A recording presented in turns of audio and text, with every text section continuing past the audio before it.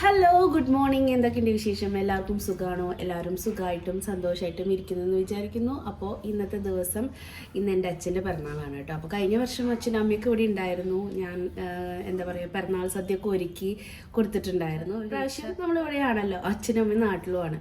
അപ്പോൾ അത് കാരണം അത് പറ്റില്ല. അപ്പോൾ ഞാനും ഒന്ന് അമ്പലത്തിൽ പോകാമെന്ന് വിചാരിച്ചു കേട്ടോ. അപ്പോൾ ഞങ്ങളിത് അവിടെ ഒരുങ്ങിക്കൊണ്ടിരിക്കുകയാണ്. ഞാൻ ഒരുങ്ങിക്കഴിഞ്ഞു, അവരൊക്കെ ഒരുങ്ങി ഇതേ വരുന്നുള്ളൂ കേട്ടോ. ഇനി അമ്പലത്തിൽ പോയി വന്നിട്ടുള്ള വിശേഷങ്ങളൊക്കെ കാണാം.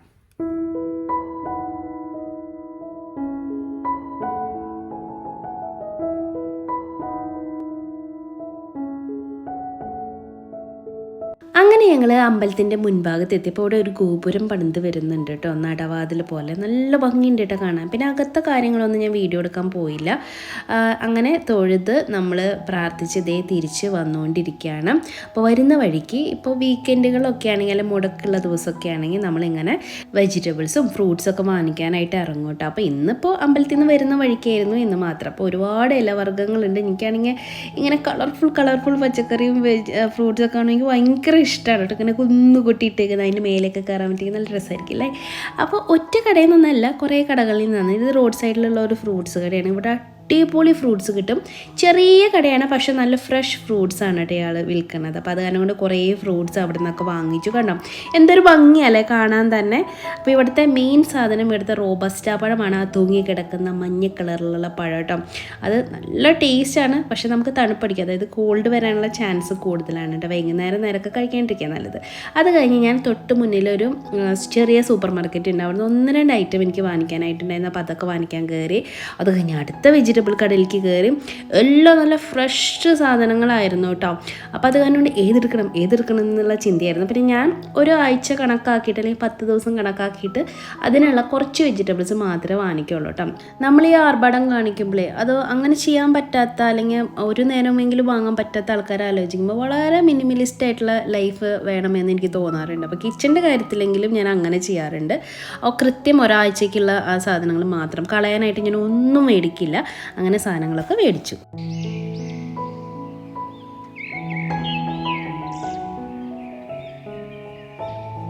അപ്പോൾ നമ്മൾ അമ്പലത്തിൽ പോയി വന്നു. നല്ല തിരക്കായിരുന്നു കേട്ടോ. അപ്പോൾ സാധനങ്ങളൊക്കെ മേടിച്ച് വന്നപ്പോഴത്തേക്കും ഏകദേശം 10 മണിയൊക്കെ ആയിട്ടുണ്ട്. അപ്പോൾ അമ്പലത്തിൽ നിന്ന് തന്നെ ഇങ്ങനെ പുളിയോഗ്ര, ടൊമാറ്റോ റൈസ്, ഇങ്ങനത്തെ റൈസ് ബാത്തുകൾ അങ്ങനത്തെ സാധനങ്ങളൊക്കെ അവർ അമ്പലത്തിൽ നിന്ന് പ്രസാദമായിട്ട് കൊടുക്കും കേട്ടോ. അപ്പോൾ ആ അമ്പലത്തിൽ പോകുന്ന ദിവസം നമ്മൾ അതാണ് കഴിക്കാറുള്ളത് കേട്ടോ രാവിലെ. പിന്നെ ഞാൻ പഴം പുഴുങ്ങിയിട്ടുണ്ട്. അപ്പോൾ കുട്ടികൾക്ക് അതെടുത്ത് കഴിക്കാൻ കൊടുക്കട്ടെ, ഓൾറെഡി ലേറ്റായി പോയി. അപ്പോൾ ഞാനത് കാണിച്ചു തരാം.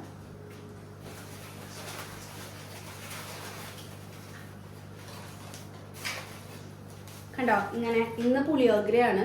അത് ഇവിടുത്തെ എന്താ പറയുക, ഇവിടുത്തെ ആൾക്കാർക്ക് അത് ഭയങ്കര ഇഷ്ടമാണ് കേട്ടോ. പുളിയോഗ്ര നല്ല ടേസ്റ്റാണ് കഴിക്കാൻ. ഞാൻ ഉണ്ടാക്കിയിട്ടൊക്കെ ഉണ്ട്. അതിൻ്റെ റെസിപ്പിയൊക്കെ നമ്മുടെ പഴയ വീഡിയോസിൽ നോക്കുകയാണെങ്കിൽ നിങ്ങൾക്ക് കണ്ടാൽ മനസ്സിലാവും നല്ല കേട്ടോ. അപ്പം ഇത് നോക്കിയേ, ഇന്ന് പുളിയോഗ്രയാണ്. ഇത് ഞങ്ങൾ കഴിക്കട്ടെ. ഞാനും ചേർത്തേട്ടനും ഉള്ള കാരണം കൊണ്ട് നമുക്ക് ഇച്ചിരി അധികം തന്നായിരുന്നു കേട്ടോ. ഞങ്ങൾക്ക് ഇത് മതി. പിന്നെ ഞാൻ പഴം പുഴുങ്ങിയിട്ടുണ്ടല്ലോ, ആവശ്യമുള്ളവർക്ക് വേണമെങ്കിൽ പഴം പുഴുങ്ങിയത് കഴിക്കാം. അതും റെഡിയായിട്ട് ഇരിപ്പുണ്ട്. പാല് കാച്ചി ചോറ് അടുപ്പത്തേക്ക് ആക്കാൻ നോക്കുകയായിരുന്നു. ഇതൊക്കെ വന്ന വശം ഞാൻ ചെയ്യാൻ തുടങ്ങിയത് എന്തുകൊണ്ടാണെന്ന് വെച്ചിട്ടുണ്ടെങ്കിൽ, അല്ലെങ്കിൽ ലേറ്റായി നമുക്ക് ഉച്ചയ്ക്ക് ഒന്നും കഴിക്കാൻ പറ്റില്ല, ഓൾറെഡി ലേറ്റായി. അപ്പോൾ ഇനി ഇത് കഴിച്ചിട്ട് വരാം കേട്ടോ.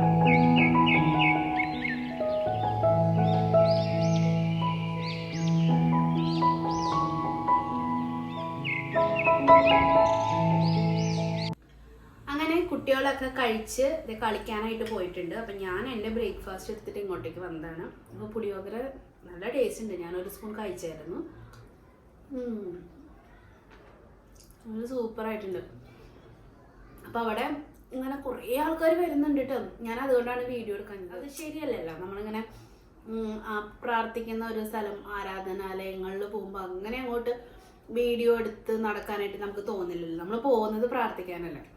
അപ്പോൾ അത് കാരണം കൊണ്ടാണ് ഞാൻ പിന്നെ വീഡിയോ എടുക്കാഞ്ഞത്.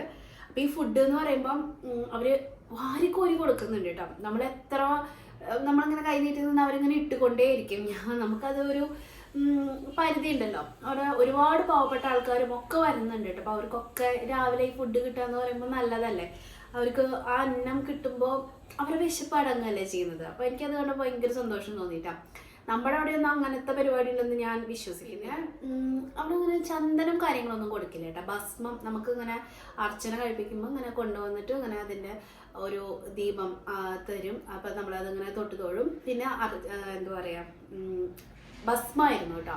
അപ്പോൾ ഭസ്മമൊക്കെ തൊട്ടു. അങ്ങനെ കുറേ ഇങ്ങനെ പ്രതിഷ്ഠകൾ കുറേ ഉണ്ട് കേട്ടോ. നല്ല ഒരു പ്രത്യേക ഒരു സുഖമാണ് രാവിലെ അമ്പലത്തിലൊക്കെ പോയി വരുമ്പോൾ കിട്ടുന്ന ഒരു പോസിറ്റീവ് എനർജി ഉണ്ട് കേട്ടോ. സത്യമാണത്. നമ്മൾ പോകുന്നത് നല്ലതാണ്, ഇടയ്ക്കിടയ്ക്ക് പോകണം. അപ്പം എനിക്ക് അങ്ങനെ എല്ലായ്പ്പോഴും ഒന്നും പോകാൻ പറ്റില്ല. കാരണം ഇവരെയൊക്കെ കൊണ്ട് പോകുമ്പോഴത്തേക്കും അതിൻ്റേതായിട്ടുള്ള സമയം എന്നുവെച്ചാൽ തണുപ്പൊക്കെ ആകുമ്പോൾ രാവിലെ എണീപ്പിച്ച് കുളിപ്പിക്കുക എന്നൊക്കെ പറയുന്നത് ഭയങ്കര ഒരു ടാസ്ക്കാണ്. പിന്നെ നമുക്ക് കോൾഡും ഫീവറൊക്കെ വരും. എനിക്ക് ഓൾറെഡി കോൾഡുള്ള ആളാണ്. എന്നിട്ട് ഞാൻ ഇന്ന് അച്ഛൻ്റെ പിറന്നാളായ കാരണം കൊണ്ടാണ് നിർബന്ധമായിട്ട് അമ്പലത്തിൽ പോയത് കേട്ടോ. കോൾഡ് ഉണ്ടെങ്കിലും ഞാനത് പോട്ടെ എന്ന് വെച്ച് പോയത് പ്രാർത്ഥിക്കാനും ഒരു അർച്ചന കഴിപ്പിക്കാനൊക്കെ വേണ്ടിയിട്ടാണ്. അതൊക്കെയല്ലേ നമുക്ക് ചെയ്യാനായിട്ട് പറ്റുള്ളൂ. നമ്മളിങ്ങനെ അകലെയാകുമ്പോൾ നമുക്ക് ഓടി ചെന്ന് അച്ഛൻ്റെ അടുത്ത് പോയി പിറന്നാളിന് പോകാനും അങ്ങനെയൊന്നും പറ്റില്ലല്ലോ. അപ്പം നമുക്ക് ചെയ്യാൻ പറ്റുന്ന കാര്യങ്ങൾ നമ്മൾ ചെയ്യും. പ്രാർത്ഥിക്കുക, അവരെ എന്താ പറയുക, നമ്മുടെ അച്ഛനമ്മയല്ലേ, അവർക്ക് വേണ്ടി പ്രാർത്ഥിച്ച് ഒക്കെ ചെയ്തു വന്നപ്പോൾ ഒരു സന്തോഷം. അപ്പം ഞാനത് കഴിക്കട്ടെ. ഞാനത് വർത്താനം പറഞ്ഞോണ്ട് ഞാൻ കഴിക്കില്ല കേട്ടോ.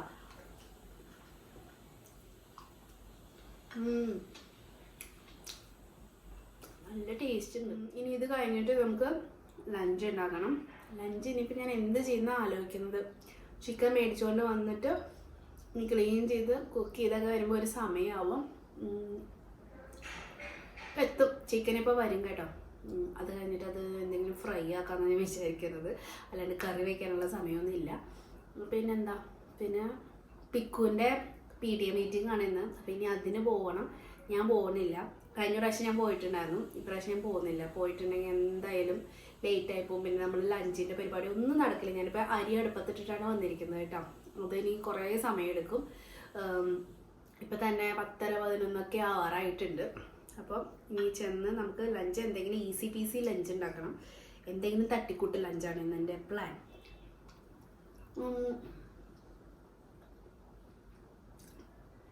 പിന്നെ ചിക്കൻ ഫ്രൈ ചെയ്യാൻ ഉദ്ദേശിക്കുന്ന കാരണം കൊണ്ട് ഇവർക്ക് കഴിക്കാൻ ബുദ്ധിമുട്ടുണ്ടാവില്ല എന്ന് ഞാൻ വിചാരിക്കുന്നു. പിന്നെ നമുക്ക് ഫ്രിഡ്ജിൽ എന്താ ഇരിക്കുന്നത്, ഫ്രിഡ്ജിൽ ഇച്ചിരി പരിപ്പ് കറി ഇരിക്കുന്നുണ്ട് കേട്ടോ.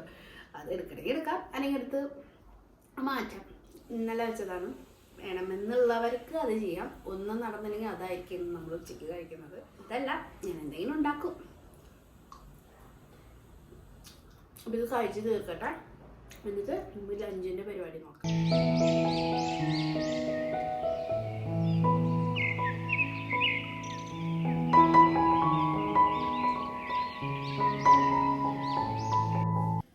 ചിക്കനൊക്കെ കഴുകിയെടുത്തു, എല്ലാ പരിപാടിയും കഴിഞ്ഞു. അപ്പോൾ ഇവിടെ ഇങ്ങനെ വെയിലൊക്കെ ഇങ്ങനെ ഉദിച്ച് വരുന്നുണ്ട്. പക്ഷെ നല്ല തണുപ്പുണ്ട് കേട്ടോ. എനിക്ക് ആ തണുപ്പ് ഇങ്ങനെ ഫീൽ ചെയ്യുന്നുണ്ട്. അപ്പോൾ അത് കാരണം കൊണ്ട് നമ്മളിപ്പം രസമാണ് ഉണ്ടാക്കാൻ പോകുന്നത്. തണുപ്പ് കാരണം കൊണ്ടല്ല രസം ഉണ്ടാക്കുന്നത്, എനിക്ക് സമയമില്ലാത്ത കാരണം കൊണ്ടാണ് രസം ഉണ്ടാക്കുന്നത് കേട്ടോ. അപ്പോൾ നല്ല അടിപൊളിയായിട്ടുള്ള ഒരു രസത്തിൻ്റെ റെസിപ്പി ഞാൻ പറഞ്ഞുതരാം. ആക്ച്വലി ഉണ്ടല്ലോ, ഞാൻ കല്യാണം കഴിഞ്ഞ സമയത്തൊക്കെ ഈ രസം ഉണ്ടാക്കുമ്പോൾ വൺ ഫ്ലോപ്പായിരുന്നു കേട്ടോ. ഫ്ലോപ്പ് എന്ന് പറഞ്ഞാൽ ഒരു അട്ടർ ഫ്ലോപ്പ്.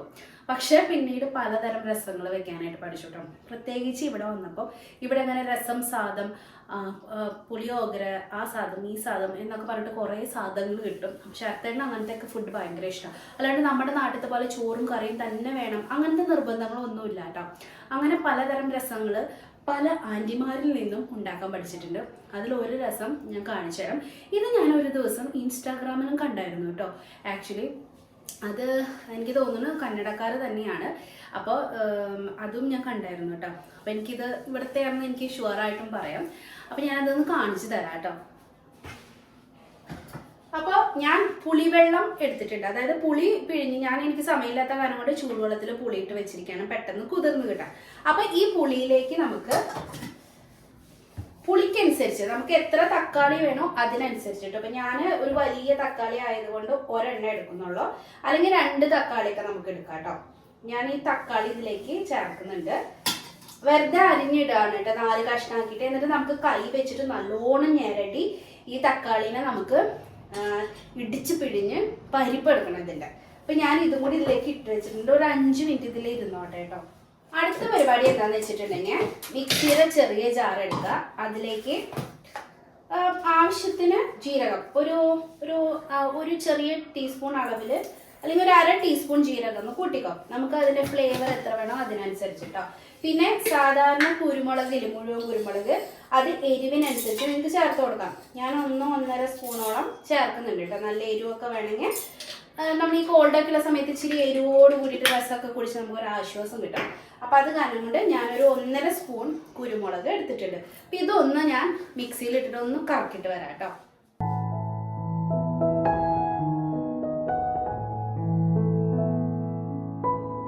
ജീരകവും കുരുമുളകും ഒന്ന് ക്രഷ് ചെയ്തെടുത്തതിന് ശേഷം അതിലൊരു 5-10 വെളുത്തുള്ളിയും കൂടി ഇട്ട് ഞാനൊന്ന് കറക്കിയെടുത്താണ് ചെയ്തത്. അരയ്ക്കൊന്നും ചെയ്യരുത്. എന്നിട്ട് അത് മാറ്റി വെച്ചു. അതുപോലെ നമ്മളിവിടെ പുളിവെള്ളം നല്ലോണം പുളിയൊക്കെ ഒന്ന് പിഴിഞ്ഞതിന് ശേഷം അതിലേക്ക് തക്കാളി അരിഞ്ഞിട്ടിട്ടുണ്ടായിരുന്നു. ആവശ്യത്തിന് കുറച്ചും കൂടി വെള്ളം ആഡ് ചെയ്തിട്ട് ഞാൻ കൈ വെച്ച് നല്ലോണം ഞെരടി അതിൻ്റെ ആ പൾപ്പ് മുഴുവൻ ആ വെള്ളത്തിലേക്ക് ആവുന്ന രീതിയിൽ എടുക്കുകയാണ് കേട്ടോ. പിന്നെ പുളിയൊക്കെ വേണമെങ്കിൽ നമുക്ക് ഇതിൽ നിന്ന് എടുത്ത് മാറ്റാം കേട്ടോ. അപ്പോൾ അങ്ങനെ അതും റെഡിയാക്കിയിട്ട് വെച്ചു. ഇനിയിപ്പോൾ രസം ഉണ്ടാക്കാൻ തുടങ്ങാം. അപ്പോൾ നല്ല വെളിച്ചെണ്ണയിലേക്ക് കടുകും വറ്റൽമുളകും ഒരു 1/4 ടീസ്പൂണോളം ജീരകവും വളരെ കുറവ് മതി കേട്ടോ. ഒരു 10 മണി ഉഴുന്ന് പരിപ്പ്, കറിവേപ്പില, വറ്റൽമുളക് ഇതൊക്കെ ഇട്ടിട്ട് നല്ലോണം ഒന്ന് മിക്സ് ചെയ്യുക. അത് കരിഞ്ഞു പോകരുത് കേട്ടോ, അപ്പോൾ അതിൻ്റെ ടേസ്റ്റ് മാറും. എന്നിട്ട് നമ്മൾ ഈ ചതച്ച ഐറ്റം ഇതിലേക്ക് ഇട്ട് കൊടുത്ത് ഒരു 1-1.5 മിനിറ്റോളമൊക്കെ ഒന്ന് സോട്ട് ചെയ്തിട്ട് എടുക്കാം കേട്ടോ. അപ്പോൾ ഈ എന്താ പറയുക, കയ്യിലെടുക്കാണ്ട് നിന്ന് സോട്ട് ചെയ്യണം, കാരണം ഇത് അടിയിൽ പിടിക്കാൻ സാധ്യതയുണ്ട്. എന്നിട്ട് ഒരല്പം മഞ്ഞൾപ്പൊടി, ഒരു 2 പിഞ്ച് കായത്തിൻ്റെ പൗഡർ ഇതൊക്കെ ചേർത്ത് കരിയാതെ തന്നെ ഒന്നും കൂടി വഴറ്റിയിട്ട് എടുക്കുക. എന്നിട്ട് നമ്മൾ ഈ പിഴിഞ്ഞ് വെച്ചിരിക്കുന്ന പുളിയും തക്കാളിയും കൂടിയിട്ടുള്ള വെള്ളം ഇതിലേക്ക് ആഡ് ചെയ്യാം. അതോടൊപ്പം നമുക്ക് വേണമെങ്കിൽ കുറച്ചും കൂടി നീട്ടിയെടുക്കണമെങ്കിൽ അതിനനുസരിച്ച് വെള്ളം ആഡ് ചെയ്തിട്ട് കൊടുക്കാം കേട്ടോ. എന്നിട്ട് ഒന്ന് മിക്സ് ചെയ്യുക. അതോടൊപ്പം തന്നെ നമുക്ക് ഉപ്പും എല്ലാം ചേർത്ത് അതിൻ്റെ ബാലൻസ് ചെയ്യാനുള്ള എല്ലാ ഐറ്റംസും ചേർത്ത് നല്ലോണം മിക്സ് ചെയ്ത് തിളപ്പിക്കാനായിട്ട് വയ്ക്കാം.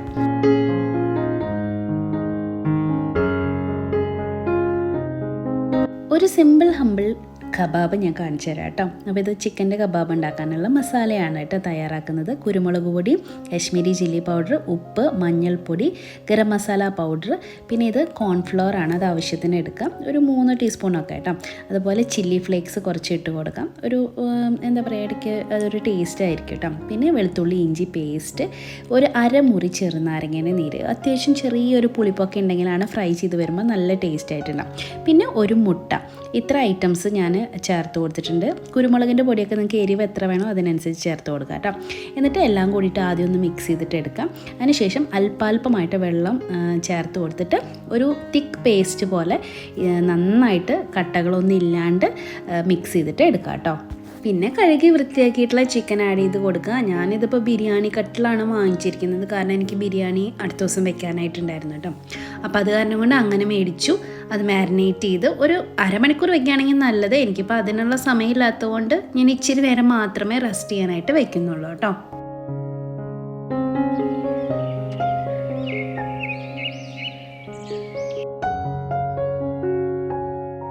അങ്ങനെ രസകരമായി തിളച്ച് മറിഞ്ഞുകൊണ്ടിരിക്കുന്ന സമയത്ത് ഞാൻ നല്ല പോലെ ഒരു കൈപ്പിടി ചെറുതാക്കി നുറുക്കിയിട്ടുള്ള മല്ലിയില ചേർത്ത് കൊടുത്തിട്ടുണ്ട്.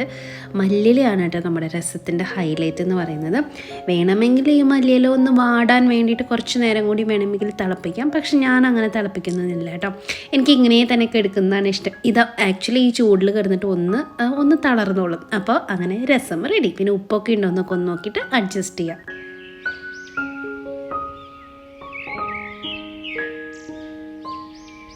ലഞ്ച് കഴിക്കുന്നതിന് ഒരു 10-15 മിനിറ്റ് മുന്നെയാണ് ഞാൻ കബാബ് ഫ്രൈ ചെയ്യാൻ തുടങ്ങിയത് കേട്ടോ. അപ്പോൾ അത്ര നേരം അതങ്ങനെ മാരിനേറ്റ് ചെയ്തിരുന്നോട്ടെ എന്ന് വിചാരിച്ചിട്ടാണ് കേട്ടോ.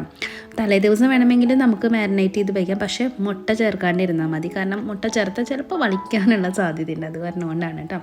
അപ്പം അങ്ങനെ ഫ്രൈ ചെയ്യലൊക്കെ കഴിഞ്ഞു. ഞാൻ ചോറൊക്കെ വിളമ്പി. പ്രത്യേകിച്ച് വിഭവങ്ങളുണ്ടോ എന്ന് ചോദിച്ചാൽ ഇല്ലായിരുന്നു. വെറും രസവും കബാബും ഒരു പപ്പടവും ഇതൊക്കെ വെച്ചിട്ട് അഡ്ജസ്റ്റ് ചെയ്യാണ് ചെയ്തത് കേട്ടോ. അങ്ങനെ ഉച്ചക്കലത്തെ പരിപാടിയൊക്കെ കഴിഞ്ഞു. അപ്പോൾ ഞാനും ശരത്തേണ്ണും കൂടിയിട്ട്, ഇപ്പം ശരത്തേണ്ണൻ മാത്രമല്ല തനുകുട്ടിയുണ്ട്, പിക്ക് ട്യൂഷന് പോയേക്കാണ്. അപ്പോൾ ഞങ്ങൾ ചെടികൾക്കൊക്കെ ഇടാനുള്ള വളമില്ലേ അത് വാങ്ങിക്കാൻ വേണ്ടിയിട്ട് പോവാണ് കേട്ടോ. അപ്പോൾ ഇത് ഇവിടെ നിന്ന് കുറച്ച് ദൂരമുണ്ട്, ഒരു 3/4 മണിക്കൂറോളം ദൂരം ഉണ്ടെന്നാണ് എൻ്റെ ഒരു ഓർമ്മ. ഒരു പോലീസ് സ്റ്റേഷൻ്റെയൊക്കെ അടുത്താണ്. അപ്പോൾ അവിടെ എത്തുമ്പോൾ ഞാൻ ആ ഷോപ്പൊക്കെ ഒന്ന് കാണിച്ചു തരാം. ഇവിടെ ബാംഗ്ലൂർ ആ പരിസരത്തൊക്കെ ഉള്ളവരാണെങ്കിൽ പോയി വാങ്ങിക്കാമല്ലോ. അപ്പോൾ വളം വാങ്ങിച്ച് കുറേ ദിവസം, ഒരു മാസത്തിന് മേലായിട്ട് നമ്മൾ വളമൊന്നും ചെയ്യുന്നില്ല. ഞാൻ ആ മുട്ടയുടെ തോടൊക്കെ പൊടിച്ചിട്ട് അഡ്ജസ്റ്റ് ചെയ്ത് എൻ്റെ വളം കയ്യിലുള്ളത് കഴിഞ്ഞു പോയിട്ടോ. ഇനി നമ്മൾ നാട്ടിലേക്കും പോയിട്ടില്ലല്ലോ. അപ്പോൾ അത് കാരണം കൊണ്ട് പോയിട്ട് വളവും അങ്ങനത്തെ സാധനങ്ങളൊക്കെ മേടിച്ചിട്ട് വരാം. മറ്റേ എന്താ പറയുക, ചെടികൾക്ക് അടിക്കണ ഈ സ്പ്രേ ഒക്കെ ഉണ്ടാവില്ലേ, അതൊക്കെ മേടിക്കണം. അപ്പോൾ അതൊക്കെ മേടിച്ചിട്ട് ഞാൻ വരാം കേട്ടോ. അപ്പോൾ സ്ഥലം അവിടെ എത്തുമ്പോൾ ഞാൻ കാണിക്കാം. ഇപ്പോൾ തൽക്കാലം പാത്രം എടുക്കാൻ വന്നതാണ്. മഴ വരുന്നൊരു ലക്ഷണമുണ്ട്, ഇങ്ങനെ ഇരുട്ട് പിടിച്ചോണ്ടുണ്ട്. അപ്പോൾ അത് കാരണം കൊണ്ട് പാത്രം എടുത്ത് താഴെ കൊണ്ടുപോയി വെച്ചിട്ട് നമുക്ക് പോയിട്ട് ഈ ഫെർട്ടിലൈസറും കാര്യങ്ങളൊക്കെ മേടിക്കാം.